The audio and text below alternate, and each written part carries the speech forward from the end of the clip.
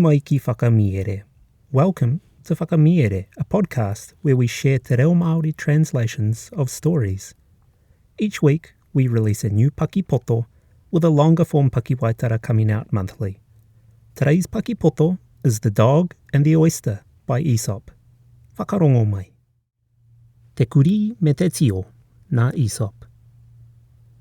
Tērā tētahi kurī I waia ki te kaiheki I kite I tētahi tio. I te tuwheratia o tōna waha ki tōna whānuitanga, ka horomi ake me te pū nau hoki. He pōhehe nōna he he ki ke. I muri tata tonu iho mai, ka kino te ngau o tōna puku ka ki ia.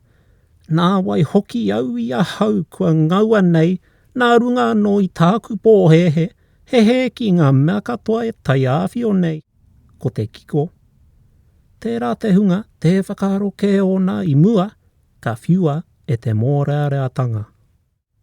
The Dog and the Oyster by Aesop. A dog, used to eating eggs, saw an oyster and, opening his mouth to its widest extent, swallowed it down with the utmost relish, supposing it to be an egg.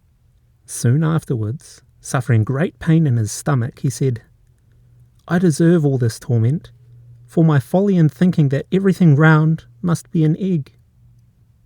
The moral being, they who act without sufficient thought will often fall into unsuspected danger. Tēnā koe I tāu whakarongo mai. Thanks for listening to today's episode of Whakamiere. Tune in each week for a new podcast, and if you like our kaupapa, please consider supporting us on Patreon.